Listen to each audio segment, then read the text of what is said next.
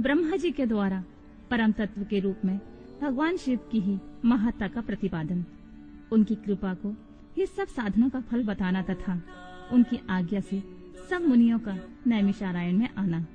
ब्रह्मा जी ने कहा, मुनियों, जिन्हें न पाकर मन सहित वाणी लौट आती है, जिनके आनंदमय स्वरूप का अनुभव करने वाला पुरुष कभी किसी से नहीं डरता, जिसमें संपूर्ण भूतों एवं इंद्रियों के साथ ब्रह्मा, विष्णु, रुद्र और इंद्र पूर्वक यह समस्त जगत पहले प्रकट होता है, जो कारणों से भी सृष्टा और विचारक परम कारण है, जिनके सिवा और किसी से भी कभी भी जगत की उत्पत्ति नहीं होती, संपूर्ण ऐश्वर्यों से संपन्न होने के कारण जो स्वयं ही सर्वेश्वर नाम धारण करते हैं, सब मुमुक्षु जिन शंभु का अपने हृदय आकाश के भीतर ध्यान करते हैं, जिन्होंने सबसे पहले मुझे ही अपने पुत्र के रूप में उत्पन्न किया और मुझे ही संपूर्ण वेदों का ज्ञान दिया, जिनकी कृपा प्रसाद से मैंने यह प्रजापति का पद प्राप्त किया, जो ईश्वर अकेले ही वृक्ष की भांति निश्चल भाव से प्रकाशमान आकाश में विराजमान है, जिन परम पुरुष परमात्मा से यह संपूर्ण जगत परिपूर्ण है, जो अकेले ही बहुत से निष्क्रिय जीवों के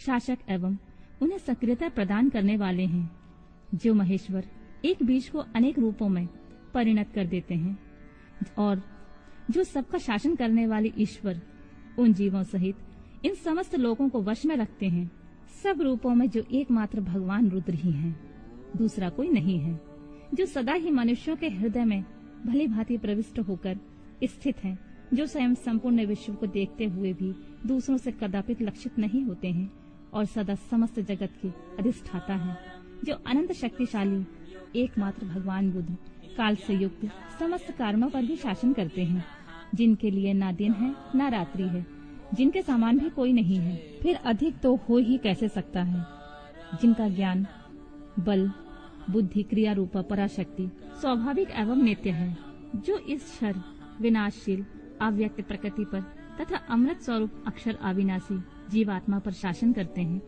उनका निरंतर ध्यान करने से, मन को उनमें लगाए रहने से तथा उन्हीं के तत्व की भावना करते हुए उनमें तन्मय रहने से जीव अंत में उन्हीं को प्राप्त हो जाता है। फिर तो सारी माया अपने आप दूर हो जाती है। उनके पास ना तो बिजली प्रकाश करती है, न सूर्य और चंद्रमा अपनी प्रभा फैलाते हैं, अपितु उन्हीं के प्रकाश से संपूर्ण जगत प्रकाशित होता है। ऐसा सनातन श्रुति का कथन है। एकमात्र महादेव महेश्वर को ही अपना आराध्य देव जानना चाहिए। उनसे श्रेष्ठ कोई दूसरा पद उपलब्ध नहीं होता। ये स्वयं सही सबके आदि हैं, किंतु इनका न आदि है न अंत है। ये स्वभाव से ही निर्मल, स्वतंत्र, परिपूर्ण, स्वेच्छाधीन तथा चराचर रूप है। इनका शरीर अप्राकृतिक, दिव्य है। ये श्रीमान महेश्वर लक्ष्य और लक्षण से रहित हैं। ये नित्य मुक्त होकर सबको बंधन से मुक्त करने वाले हैं। काल की सीमा से परे रहकर काल को प्रेरित करने वाले हैं। ये सबके ऊपर निवास करते हैं, स्वयं ही सबके आवास स्थान है, सर्वज्ञ है तथा 6 प्रकार के मार्ग से युक्त इस संपूर्ण जगत के पालक हैं। उत्तरोत्तर उत्कृष्ट भूतों से परम उत्कृष्ट हैं। उनसे बढ़कर दूसरा कोई नहीं है। अत्यंत आनंद राशि रूपी मकरंद का पान करने वाले मधुव्रत हैं। अखंड ब्रह्मांडों को मसल कर मृत्यु पिंड के समान कर देने की कला में पंडित हैं। उदारता, वीरता, गंभीरता तथा मधुरता के महासागर हैं। इनके समान कोई भी वस्तु नहीं है। फिर इनसे बढ़कर तो हो ही कैसे सकती है। ये उमा सहित है, समस्त प्राणियों के राजाधिराज के रूप में विराजमान है। यही सृष्टि के प्रारंभ में अपने अद्भुत क्रियाकलाप द्वारा इस संपूर्ण जगत की सृष्टि करते हैं और अंत काल में यह फिर इन्हीं में लीन हो जाएगा। सब प्राणी इन्हीं के वश में हैं। यही सबको विभिन्न कार्यों में नियुक्त करने वाले हैं। पराभक्ति से इनका दर्शन होता है, अन्य किसी प्रकार से कभी नहीं। व्रत, संपूर्ण दान, तपस्या और नियम, इन सब साधनों को पूर्व काल में सत्पुरुषों ने भाव शुद्धि तथा अनुराग की उत्पत्ति के लिए ही बताया था। इसमें संशय नहीं है। मैं भगवान विष्णु, रुद्रदेव तथा दूसरे देवता एवं असुर आज भी उग्र तपस्याओं के द्वारा उनके दर्शन करने की इच्छा रखते हैं। धर्मभ्रष्ट, मूढ़, दुष्ट और घृणित आचार विचार वाले लोगों को उनके दर्शन होना असंभव है। भक्तजन भीतर और बाहर भी उन्हीं का पूजन और ध्यान करते हैं। यह रूप 3 प्रकार का है, स्थूल, सूक्ष्म और इन दोनों से परे। हम सब देवता आदि जिस रूप को प्रत्यक्ष देखते हैं वह स्थूल है। सूक्ष्म रूप का दर्शन केवल योगियों को होता है, और उनसे भी परे जो नित्य ज्ञान स्वरूप, आनंदमय और अविनाशी भगवत स्वरूप है, वह उनमें निष्ठा रखने वाले भजन पारायण भक्तों को ही दृष्टि में आता है। भगवत वृत्त का आश्रय लेने वाले भक्त ही उसको देख पाते हैं। इस विषय में अधिक कहने से क्या लाभ है। गुहा से वे गुहातर एवं उत्कृष्ट साधन है। भगवान शिव के प्रति भक्ति जो उस भक्ति से युक्त है, वह संसार बंधन से मुक्त हो जाता है, इसमें संदेह नहीं है। वह भक्ति भगवान शिव की कृपा से ही उपलब्ध होती है, और उनकी कृपा से ही भक्ति ही संभव होती है। इस प्रकार ये दोनों एक दूसरे के आश्रित हैं। ठीक वैसे ही जैसे अंकुर से बीज और बीज से अंकुर होता है। जीव को भगवत कृपा से ही सर्वत्र सिद्धियां प्राप्त होती हैं। संपूर्ण साधनों से अंत में भगवान की कृपा ही साध्य है। अंतःकरण की शुद्धि या प्रसाद का साधन है। धर्म और उस धर्म के स्वरूप का प्रतिपादन वेद ने किया है। वेदों के अभ्यास से पहले के पुण्य और पापों में समता आती है। उस समता से प्रसाद, प्रसन्नता या अंतः शुद्धि का संपर्क प्राप्त होता है, और उससे धर्म की वृद्धि होती है। धर्म की वृद्धि से पशु पापों का क्षय होता है।